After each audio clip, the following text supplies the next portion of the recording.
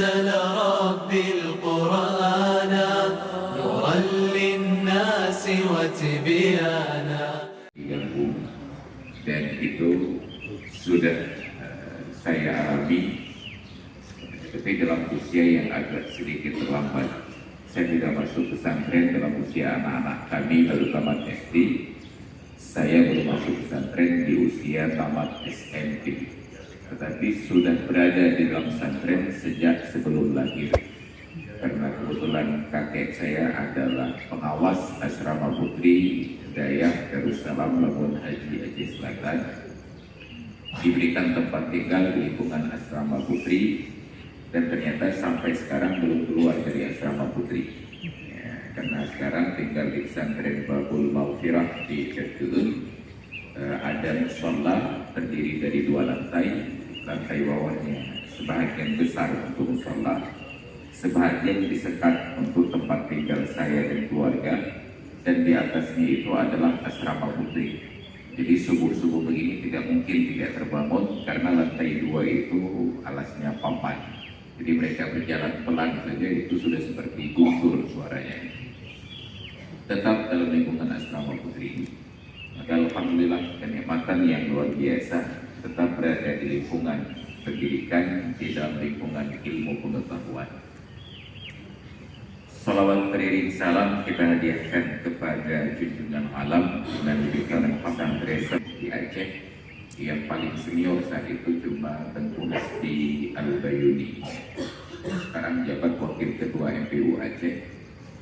Diajak bersilaturahmi ke Pulau Jawa dengan kiai-kiai senior di Jawa, mulai dari Yogyakarta, di Sleman, kemudian ke Jawa Timur, ada di Ponorogo, di Probolinggo, dan juga di Kediri, ada pesantren Python, ada di Leboyo, dan ada Siduri.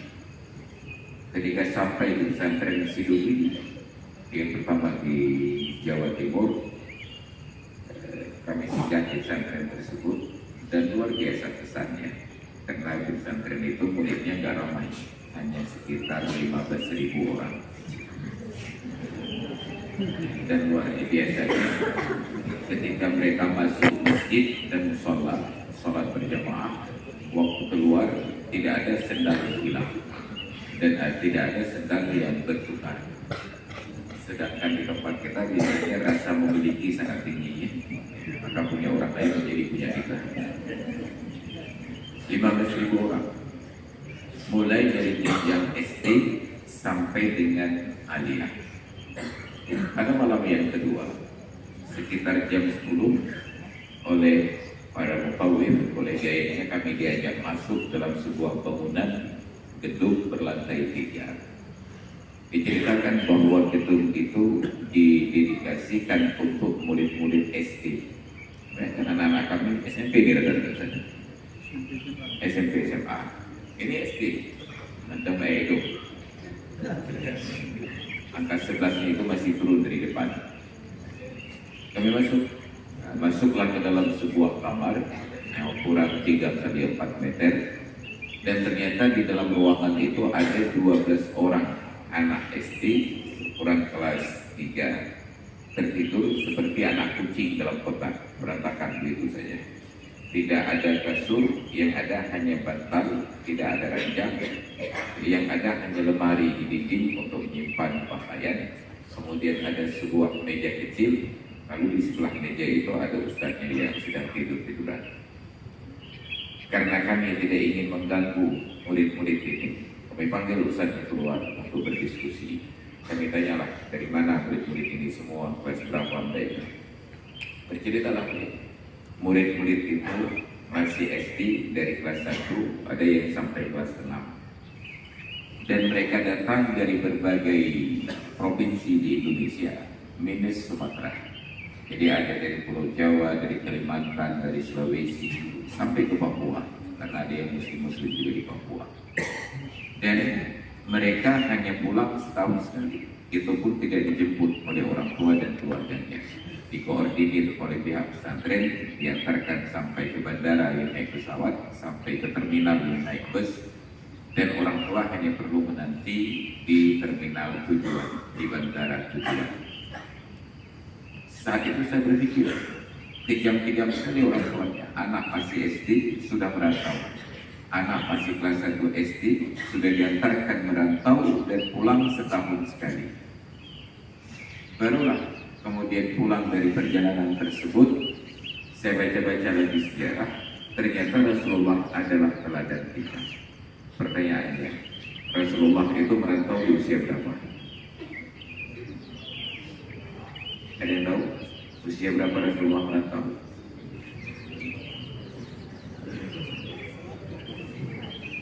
Belum sampai usia setahun, belum sampai usia 6 bulan, belum sampai usia 3 bulan, beliau sudah merantau. Merantau kenapa? Merantau ke perkampungan Bani Sa'ad, keluar dari rumah ibunya yang mencintai beliau, Aminah binti Wahab, berpindah kepada seorang yang baru dikenalinya pada hari tersebut, yang bernama Halimah As-Sa'diyah. Halimah yang berasal dari perkampungan Bani Sa'ad. Ternyata lebih kejam lagi, dan ternyata itu bukanlah kekejaman, tetapi bahagian dari pendidikan. Maka kalau hari ini kita di kelas 1 SMP, MSen dan sederajat sudah berada di sini, itu jauh lebih baik nasibnya dibandingkan yang pesantren Sidogiri itu. Dari kelas 1. Ternyata baru terlihat di Indonesia ini, pulau yang paling malas merantau itu Pulau Sumatera.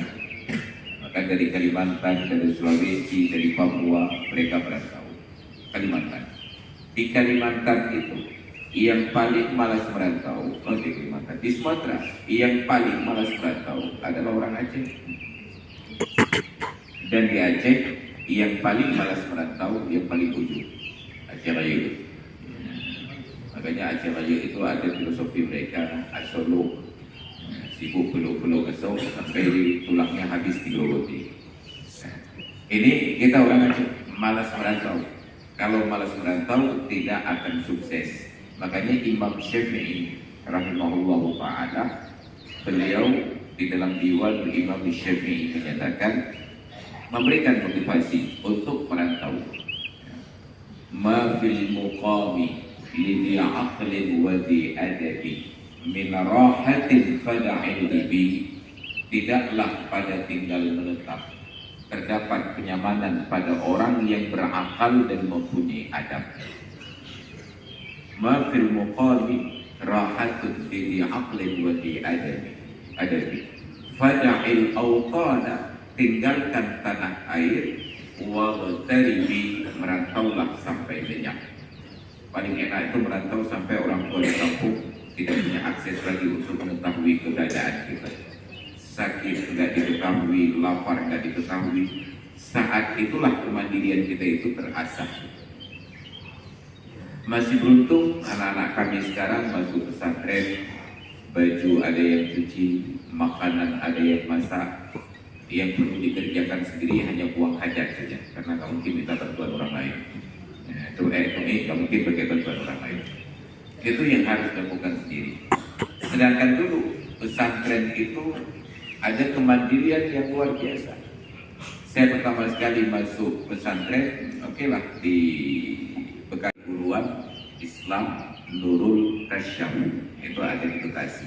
Alamatnya diberikan oleh Khairul Anwar, antara Sarawak dan Bekasi, di Pasar Tambun.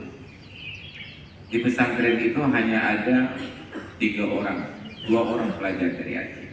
Saat itu yang pertama ada senior saya, Tenpo Abdul Razak LC, sekarang menjadi dosen di Fakultas Adab UIN Abangiri, Banda Aceh. Yang kedua ada saya. Untuk ustadznya juga ada 2 orang. Yang pertama orang tua saya, Abu Madinah, dan yang kedua ada seorang pimpinan pesantren sekarang di Aceh Barat, dulu pernah mencalonkan diri sebagai wakil gubernur Aceh berpasangan dengan Dirjen Makhluk yang pernah jadi Menteri Agama. Ada Tengku Harmen Nur Ikmar, 4 orang. Itu di Bekasi, pesantren Nurul Kasyaf. Tapi itu semi-semi pesantren bagi saya, karena tetap tinggal dengan orang tua, makan minum bersama dengan orang tua. Dan luar biasanya, ketika dulu saya SD di Aceh Selatan, ada yang Aceh Selatan di sini? Ada yang Aceh Selatan? Nggak ada. Atau udah tidur yang Aceh Selatan? Saya SD-nya dari Aceh Selatan, SMP-nya dari Aceh Selatan. Waktu SD, alhamdulillah untuk lomba bidang studi matematik saya menjadi lulusan sekolah. Tamat SD-nya itu masih pakai sistem saat itu ujian akhir nasionalnya dengan sistem apa namanya waktu itu? Allahumma shalli ala Muhammad. Saya ujian akhirnya itu masih ranking 1 di SD. SMP-nya masih bertahan putusan sekolah lomba bidang studi matematik dan tetap jadi ranking 1 pada ujian akhirnya. Tapi pindah ke Pulau Jawa, 3 semester matematiknya itu warna merah, angka 5, lambang Superman, S. Semester 1, 5, semester kedua, 5, semester 3, 5. Saya pikir ini sudah dibuka di Pulau Jawa. Udah jadi bangga sampai ke Pulau Jawa. Dan ketika di Aceh, ranking 1. Begitu sampai ke Bekasi, ranking 1 juga dari belakang. Ranking 35 dari 35 siswa. Bayangkan ranking 1 dari belakang. Saya pikir ini nggak benar. Maka saya minta lah kepada orang tua untuk dipindahkan kembali ke Aceh. Masuk ke Mangsa Jabodetabek, pindah tetap di kelas 2. Dan karena jadwal ujiannya berbeda, harus ikut ujian lagi semester yang pertama di kelas 2. Apa terjadi?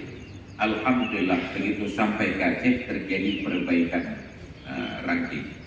Kalau di Bekasi dulu ranking 35 dari 35 siswa sampai ke Jabodetabek di Mangsa 1 naik menjadi ranking 1 dari 34 siswa. Kalau di sana ranking 35 dari 35, ini naik menjadi ranking 34, tapi dari 34 siswa. Alhamdulillah. Karena berkurang siswanya 1 di kelas. Barulah setelah itu saya berpikir, apa yang salah dengan saya? Rupanya bukan bodoh karena sampai di Jawa, karena memang sudah menjadi bodoh lagi. Apa kesalahannya? Waktu di SMP kelas 3, ada pelajaran matematik yang tidak selesai silabusnya, yaitu tentang daftar logaritma, tentang sin, cos, tan, dan lain sebagainya. Tidak sempat diajarkan oleh ibu guru, padahal itu menjadi dasar pokok pembelajaran matematik di tingkat selanjutnya di aliyah. Dan kepala saya sudah terlalu keras untuk beradaptasi. Maka ketika di kelas 2 itu nilainya pas-pasan, naik kelas 3, saya berpikir kalau dulu bisa ranking 1 saat tamat, ini kenapa ujung-ujungnya sudah seperti Suhul Khotimah, tidak lagi Husnul Khotimah. Maka saya mulai berpikir, kalau otak tidak bisa diajak bekerja sama, maka hati masih bisa diajak kerja sama. Naiklah kelas 3. Begitu hari pertama masuk, ibu guru matematik, saya masih ingat persis beliau, Ibu Asia namanya, sudah menjelang pensiun sekarang.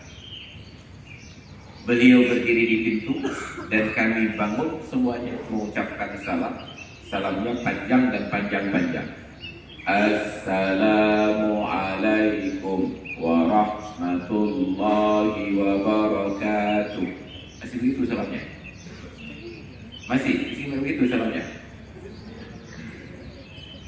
Begitu atau bukan? Itu salam yang tidak mendidik sebenarnya. Makanya saya kritik saat kembali ke pesantren. Salam yang tidak mendidik. Salam itu harus menyenangkan. Makanya kita diperkenalkan oleh Upin dan Ipin. Ini kenal Upin Ipin? Gak sempat kenalan ya, cuma nonton aja. Upin Ipin itu bertegur sapa, mengucapkan salam menyenangkan. Selamat pagi cikgu, selamat siang tentang matematika, dan lain sebagainya. Dan kebiasaan guru matematik di akhir pelajaran ditantang. Siapa mau jawab? Dibuat soal ditantang. Siapa mau jawab?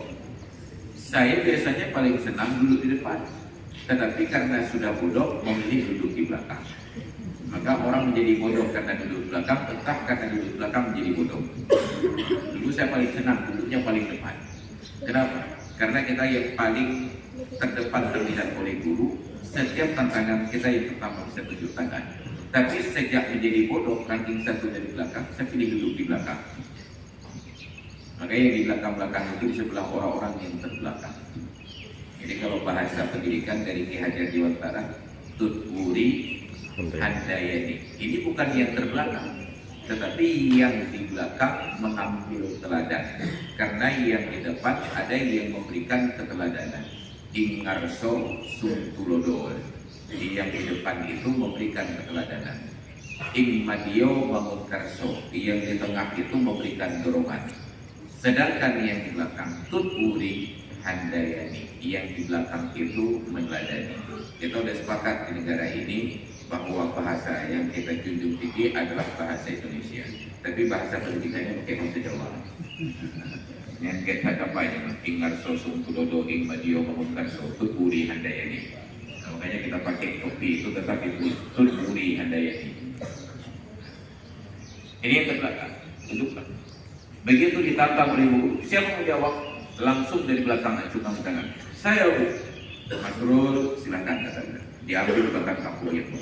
Dulu pakai kapur karena papan tulisnya hitam. Sekarang papannya sudah putih, hanya tinggal tintanya yang hitam. Diberikan kapur, coret-coret sampai habis kapurnya. Ditanya oleh bisa Masrul?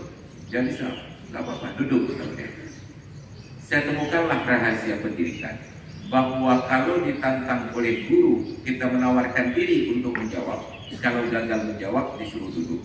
Tapi kalau ditantang oleh guru tidak bersedia mengajukan diri, lalu ditunjuk, tidak bisa jawab berdiri. Betul nggak? Makanya hargai itu. Asal ditantang, ajukan diri. Masalah mampu tidak mampu itu perkara kemudian. Yang penting kita merespon guru dengan baik. Penghargaan itu luar biasa. Maka begitu saya nggak bisa jawab, udah habis batang kapur, duduk, bukan berdiri. Masuk lagi minggu berikutnya, terulang lagi prosesnya, diucapkan salam, kami bangkit berdiri, ditantang lagi, siapa mau jawab? Saya Bu. Semangat sekali. Masrul silahkan. Tapi tidak lagi diberikan kapur yang lain, kapur yang sama diberikan. Jangan banyak kali habis kapur. Habis batang kapurnya, tidak bisa masuk, nggak bisa, nggak apa-apa, duduk lagi. Masuk lagi pekan berikutnya, terjadi lagi proses yang sama, ditantang lagi oleh guru. Siapa mau jawab? Saya Bu. Paling semangat. Beliau sudah ogah-ogahan. Dia ini memang paham, semangatnya luar biasa. Maka diberikan kapur. Hampir tidak sempat saya menjawab, tiba-tiba beliau sudah bertanya, bisa? Nggak bisa, nggak apa-apa, duduk. Belum sempat dijawab, kemudian suruh duduk. Pekan yang keempat terjadilah keajaiban tersebut. Apa yang terjadi? Di pintu masuk, sebelum sempat kami bangkit berdiri mengucapkan salam, beliau sudah bersabda, Masrul Aidi, silakan tidur. Kenapa? Karena beliau tahu saya semangat, saya memuliakan guru, hanya otak tidak bisa diajak kerjasama. Masrul Aidi, silakan tidur. Pertanyaannya, apakah saya tidur? Enggak, pura-pura perhatian pelajaran. Matanya melotot sampai kepala berasap, nggak paham. Begitu masuk ujian semester pertama di kelas 3, apa yang terjadi? Nilai matematika berubah dari lambang Superman menjadi lambang Superman 7. Padahal bodohnya nggak berubah, nilainya berubah 7. Masuk ujian EPANAS yang terakhir, pra-EPTA, tetap nilainya 7. Kapan saya tahu nilai asli? Begitu ujian EPTANAS, evaluasi belajar tahap akhir nasional. Itu nama ujian kami dulu. Barulah keluar NEP, nilai EPTA murni. Berapa matematika saya? 3,7. Berarti yang 3,5 hadiah beliau. Makanya guru itu kalau dihargai, beliau akan balas menghargai. Tapi bila kita tidak menghargai, kita tidak akan dihargai. Dan itu bukan hanya di Indonesia. Ketika kuliah di Al-Azhar, saya berangkat tahun 2001. pulang tahun 2005. 2004, 26 Desember, hari terjadi tsunami di hari Ahad. Kami ujian hari pertama, semester pertama, yaitu di musim dingin. Malam hari ketika kami sedang ingin fokus belajar, tiba-tiba dapat berita duka cita tersebut. Bukan ditelepon dari Aceh, karena nggak ada telepon lagi. Ditelepon itu oleh kawan dari Kalimantan, dari Pontianak. Katanya di Banda Aceh ada gelombang laut naik setinggi 30 meter. Nggak ada nama waktu itu. Belakangan baru disebut namanya tsunami. Maka bingunglah kami semuanya. Duduk kumpul cari-cari informasi. Nggak ada lagi yang peduli tentang ujian. Sampai dapatlah berita tsunami. Ada seorang kawan, saking khawatirnya karena dapat berita, semua keluarganya di daerah Lamna di ujung Bate itu terkena tsunami, meninggal semuanya. Yang selamat hanya seorang adiknya, kebetulan sedang menuntut ilmu di pesantren Bustanul Ulum di Langsa. Saking stresnya dia keluar, datang ke tukang cukur, dia cukur rambutnya sampai potos. Nggak sanggup pikir lagi. Ayah, ibu, adik, abang, semuanya meninggal dunia dalam tsunami. Yang tinggal hanya dia yang di Mesir dengan seorang adiknya di pesantren Bustanul Ulum Langsa. Apa yang terjadi? Al-Azhar tidak mengenal ujian susulan.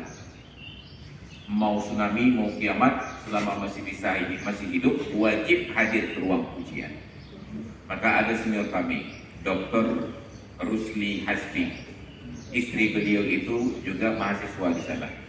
Pernah istri beliau baru selesai persalinan, masih dipasang infus, masuk ujian dengan ambulan. Al-Azhar tidak mengenal maaf untuk ujian. Tetap wajib hadir dengan mobil ambulan. Dr. Rusli Hasbi, sekarang beliau bersedih. Apa yang terjadi? Kami hadir ujian. Tapi saat melihat lembar jawaban, yang terbayang hanya tsunami saja. Apa yang terjadi? Saya hanya tuliskan di lembar jawaban dalam bahasa Arab. Mohon maaf, saya tidak bisa fokus ikut ujian karena di kampung kami di Aceh sedang terjadi tsunami. Baru saya tahu namanya tsunami. Dan apa yang terjadi? Sepanjang ujian itu hampir kompak, kami tidak bisa menjawab ujian karena pikiran orang tua di kampung masih selamat atau sudah meninggal dunia. Dan luar biasanya, di tahun tersebut tidak ada seorang pun mahasiswa Aceh yang tidak naik kelas. Kenapa? Karena kita menghargai dosen, tetap hadir ke ruang ujian, walaupun tidak menjawab, tetap di kertas ada tulisan. Tidak dibiarkan dalam keadaan kosong. Ini rahasia ilmu, kita tetap menghargai dulu. Asal ada pertanyaan, jawab saja. Masalah benar dan salah itu kewenangan guru. Tetapi kita sudah menghargai guru. Maka tamat SMP, tamat SMA. Saya tidak ada keinginan melanjutkan aliyah sampai dengan tamat. Saya sudah ajukan ke orang tua mau mengaji di pesantren untuk mau ke Lampung. Tapi orang tua dorong, harus tamat, kamu harus punya ijazah. Tamatlah aliyah tahun 95. Ada yang sudah lahir tahun 95? Belum. Kenapa telat sekali lahir? Ini rata-rata setelah tsunami negeri tahun 95. Dan alhamdulillah karena memuliakan guru, apa yang terjadi? Pengumuman kelulusan kami diadakan acara perpisahan di gedung Tengkuci di Biro, Balai Sosial, Jalan Tengkuci di Biro, Banda Aceh. Saya siswa pindahan dari Bekasi. Nomor induk saya beda sendiri. Ketika kawan-kawan yang lain 50 sekian, nomor induk saya 5701. Dan saya berada di jurusan A1. Ketika diumumkan juara kelas, saya sejak masuk MAN 1 Jabodetabek tidak pernah juara kelas. Hanya terakhir ujian pra-ETA menjadi juara harapan 1. Tiba-tiba ketika sedang kumpul, saya sudah curiga. Karena pada saat diundang untuk acara perpisahan, diberikan undangan khusus untuk orang tua. Walinya wajib hadir. Yang hadir kakek saya. Apa yang terjadi? Begitu pengumuman kelulusan, dimulai dari kelas kami. Untuk jurusan A1, juara 1 pada Etpanas, diraih, bukan jatuh, karena jatuh nggak ada usaha. Diraih oleh siswa dengan nomor induk 57. Nggak ada siswa yang lain yang nomor induk 57 kecuali saya. Walaupun belum tahu berapa ujungnya, tetap tidak ada siswa yang lain karena saya pindahan. 5, 7, saking gembiranya langsung bangkit berdiri, kemudian menyesal karena apa benar 01 ujungnya. 5, 7, bangkit berdiri. Setelah berdiri tegak khawatir jangan-jangan bukan 01 ujungnya. Ternyata benar 5, 7, 01 atas nama Masrul Aidi. Langsung dia lari ke depan, bersembunyi di belakang sound system, nggak berani naik ke atas panggung. Dipanggil juara kedua, kawan saya sekarang menjadi imam besar di Masjid Jami' Lumbatan, Tengku Haji Ahmad Rizal LC. Baru dia maju ke depan, dia tarik tangan saya, "Pupreh, wajib ke naik ke depan." Dipanggil juara tiga, juara tiganya baru perempuan. Bayangkan di zaman kami 2 orang laki-laki juara kelas, 1 orang perempuan. Yang perempuan itu sekarang menjadi dosen di UIN Al-Rahiri, Dr. Intan Qurratul Aini. Di zaman kami 2 laki-laki juara kelas, 1 perempuan. Sekarang berapa orang laki-laki juara kelas? Ada berapa persen laki-laki juara kelas? Saya datang ke sekolah yang sama tahun 2018, diundang oleh kepala sekolahnya untuk memberikan motivasi kepada adik-adik kelas saya. Ustaz, tolong datang kembali, anak-anak ini besok mau ikut ujian nasional berbasis komputer. Berikan motivasi. Saya hadir di depan guru-guru saya. Saya minta izin, saya tantang. Berapa orang laki-laki juara kelas semester yang lalu? Tiba-tiba suasana menjadi hening. Gak ada yang jawab. Saya ulang lagi. Berapa orang laki-laki juara kelas semester yang lalu? Masih belum ada yang jawab. Pertanyaan yang ketiga baru direspon oleh cewek-cewek. Ada beberapa orang, Ustaz. Bayangkan malunya saya jadi laki-laki. Saya bilang kalau saya tahu begini keadaannya, saya datang kembali pakai jilbab. Kenapa? Perempuan juara kelas, laki-laki kalah. Ini bukan karena perempuan menjadi lebih pandai, tetapi yang laki-laki menjadi lebih paham. Do you know what the meaning of paham? Next level of bangai. Di atas bangai itu ada paham. Kalau dalam bahasa Indonesia itu ada bodoh, ada lolos. Laki-laki menjadi lebih bodoh. Kenapa menjadi lebih bodoh? Karena kita terlalu rusak ingatan dan memori dengan hal-hal yang tidak baik. Melihat aurat itu menyebabkan rusaknya memori, melihat hal-hal yang diharamkan itu menyebabkan rusaknya ingatan. Dan sekarang aksesnya itu di media sosial, di HP, di komputer dan lain sebagainya. Bahkan online. Ini terjadi. Maka tamat aliyah, saya dapat prioritas untuk masuk di UIN bebas tes. Tapi karena saya tidak mau kuliah, saya mau mengaji, saya usahakan untuk ikut tes agar tidak lewat. Ikut tes. Sebelum keluar pengumuman, saya sudah berangkat menuju ke pesantren Bahrul Ulum Diniyah Islamiyah di Lampung. 2 hari di pesantren, keluar di Hadiah Serambi Indonesia pengumuman kelulusan. Dan nama saya termasuk di antara nama yang lulus. Enggak jadi mengaji, pindah masuk kuliah. Karena kuliah bukan jiwa saya. 8 bulan kuliah saya berhenti, pindah ke pesantren. Barulah di pesantren itu saya merasakan kehidupan pesantren yang sebenarnya. Saya bergabung dengan Aceh Selatan, kabilah-kabilahnya. Kenapa bukan Aceh Besar? Karena Aceh Besar muridnya ada 160 orang lebih. Kalau muhadharah malam Jumat latihan pidato, gilirannya itu hampir 6 bulan sekali. Saya pilih Aceh Selatan karena Aceh Selatan hanya 15 orang. Itu sudah gabung dengan yang dari Kutashane, Takemon, yang dari Riau, dari Jambi, 15 orang. Setiap 2 pekan sekali, malam Jumat dapat giliran pidato. Bahkan saya hampir setiap Jumat giliran pidato. Kenapa? Kawan-kawan yang tidak mau naik tidak siap, saya gantikan. Dan ketika masak, barulah terlihat fenomenanya. Saya tidak pandai memasak. Yang pandai hanya masak nasi saja. Masuk dalam panci, saya basuh, kemudian dimasak. Dengan sebutir telur masuk di dalamnya. Nasi matang, telurnya matang, alhamdulillah. Selama seminggu pertama, makan nasi hanya dengan telur, 3 kali sehari. Muka saya hampir beli ayam kami.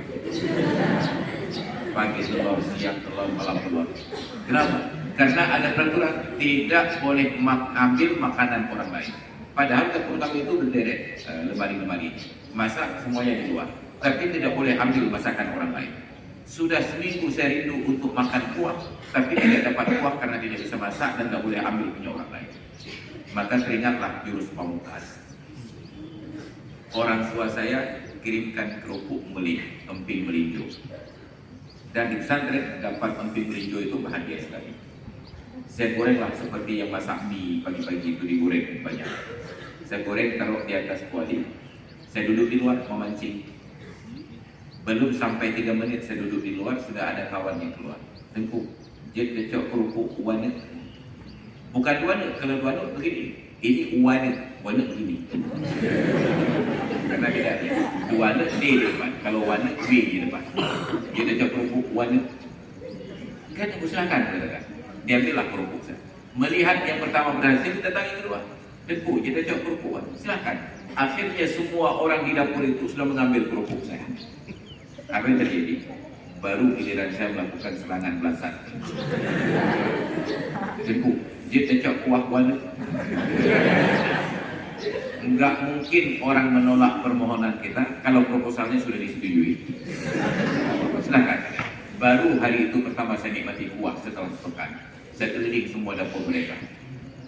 Maka sejak hari itu peraturan di dapur Aceh Selatan berubah. Silakan masak dan taruh di luar, semuanya boleh ambil. Link Makeup Development Center di Win Ardiri. Saya protes. Yang menguji saya kawan sekelas saya yang dulu belajar bahasa Arab ke saya, Dr. Sri Rahmi. Dia menjadi tim penguji karena dia sudah jadi dosen dan saya masih sedang ikut tes jadi mahasiswa. Bayangkan dunia yang terbalik.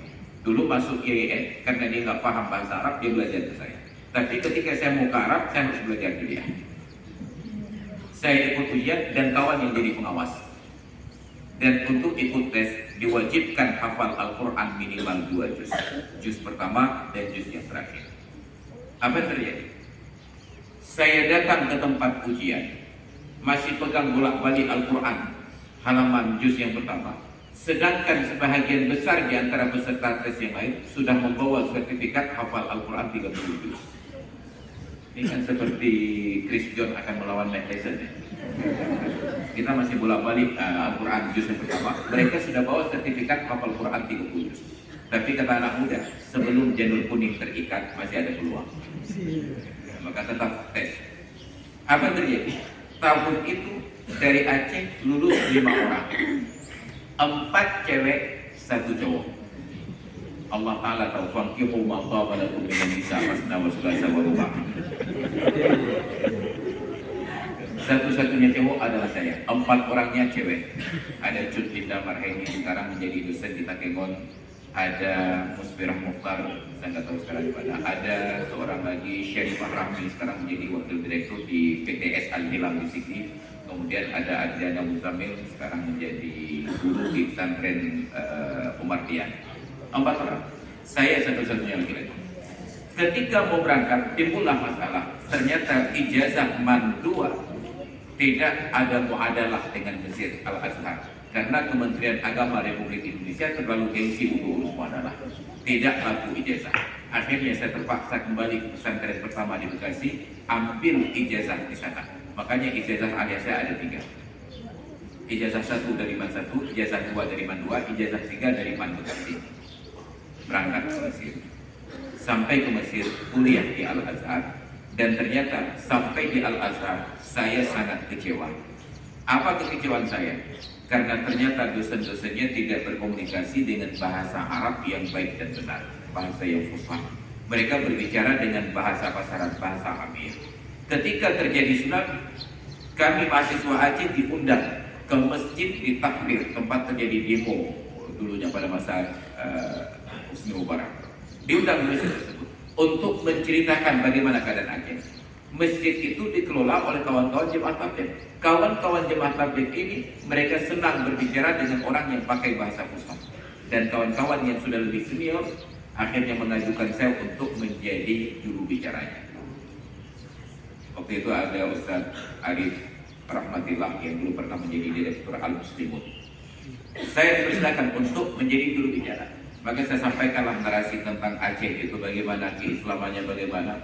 Sampai akhirnya ketika mau penutup saya katakan, maka ketika kami jadi mahasiswa di Al-Azhar, kami merasa malu pulang ke Aceh. Karena kawan-kawan kami yang kuliah ke Eropa, mereka pulang pandai bahasa Inggris. Mereka yang kuliah ke Cina, pulang pandai bahasa Cina. Tapi kami yang kuliah di Mesir di Al-Azhar, pulang tidak pandai bahasa Arab. Kenapa? li'annakum al-mudarrisuna tukallimuna ma'ana bil lughatil ammiyah wa laysa bil lughatil al-fusah. Karena guru-guru kami tidak bermuamalah dengan kami dengan bahasa fusah, tetapi dengan bahasa ammiyah. Apa yang terjadi? Gugatan saya ini dijawab oleh imamnya di dalam salat ketika lanjut salat Isya. Beliau baca ayat, ya ayyuhalladzina amanu la yaskhar qaumun min qaumin. Wahai orang-orang beriman, janganlah sebagian kalian berolok-olok sebagian yang lain. Artinya orang Mesir itu sudah nyaman dengan bahasa Arab ammiyah. Ini terjadi. Kemudian, maka ternyata yang paling diperlukan dalam pendidikan, yang pertama adalah hati yang memuliakan guru.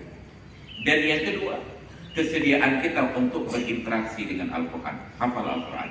Kenapa? Saat kuliah di Al-Azhar, setiap tahun ujian naik tingkat.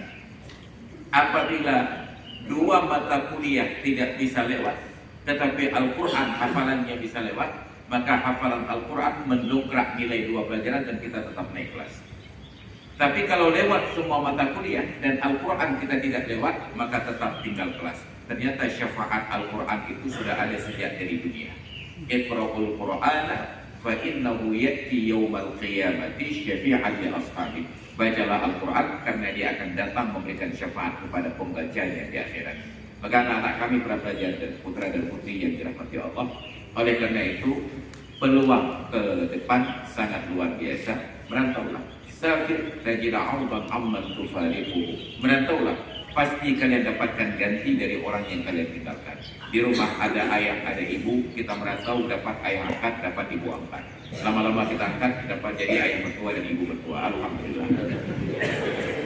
Safir tajid 'awdan amman tufariquhu wansab fa inna ladidal 'aishi fin nasabi. Dan bekerja keraslah karena lelahnya hidup akan mendatangkan kenikmatan. Orang yang capek bekerja akan merasa nikmat dari hasilnya. Inni ra'aitu wuqufal ma'i yufsiduhu. Aku melihat air bila tergenang akan rusak. In saha taba wa in lam yajri lam yaqlibi. Kalau air itu mengalir akan jernih kembali, dan apabila dia tergenang dia akan kotor lagi. Wal asadu laula iftiraqul ardi maftarasat. Singa bila tidak meninggalkan hutan dia tidak akan berburu. Wal qausu wal sahmu laula firaqul qausi lam yusibi. Anak panah bila tidak pernah meninggalkan busurnya, dia tidak akan pernah menemukan sasarannya. Kita manusia bila tidak pernah meninggalkan rumah, tidak akan pernah menemukan tujuan hidup. Kenapa? Hidup terlalu enak, lapar makanan disediakan oleh orang tua, mengantuk dimasukkan dalam buaya, diambil air oleh orang tua. Tapi ketika kita merantau, semua harus diurus sendiri. Maka alhamdulillah anak-anak kami sudah berada di tempat yang tepat, daya modern alun untuk menuntut ilmu. Maka praktekkan yang pertama rasa hormat kepada guru. Asal bertemu guru, cium tangannya. Karena itu tradisi kita di pesantren kapanpun dan dimanapun. Walaupun nanti kalian sudah tua jadi orang alim luar biasa, ketika bertemu dengan guru, walaupun itu hanya guru mengaji ayat bahasa, guru iqra, tetap kita akan tergerak untuk melakukan prosesi yang sama, cium tangan guru. Kenapa? Itu bawaan di pesantren. Orang yang memuliakan guru akan mendapatkan keberkahan ilmu. Saya tidak terlalu pandai dibandingkan kawan-kawan yang lain, tapi karena saya paling memuliakan guru di antara kawan-kawan saya, maka hari ini alhamdulillah Allah berikan ilmu saya sedikit lebih berkah daripada kawan-kawan yang lain. Ketika ada kawan-kawan yang sudah selesai S1, S2 dan S3, mereka sibuk dengan administrasi. Saya hanya tingkat S1 saja, tapi disibukkan oleh Allah Ta'ala dengan kegiatan interaksi ilmu. Datang ke berbagai majelis untuk berbagi ilmu dan untuk berdiskusi. Maka muliakan guru, Allah akan berikan keberkahan ilmu. Bacalah Al-Quran, Allah akan berikan keberkahan dalam hidup kalian. Hadirin dan hadirat sekalian yang dirahmati Allah, anak-anak kami, para pelajar, putra dan putri yang saya muliakan, demikian sekedar untuk provokasi dari saya di pagi hari ini. Saya yakin kita ada sisi sedikit lagi untuk tanya jawab, dan mudah-mudahan tidak ada yang bertanya sama sekali. Jadi silakan kita semua. أنزل ربي القرآن نورا للناس وتبيانا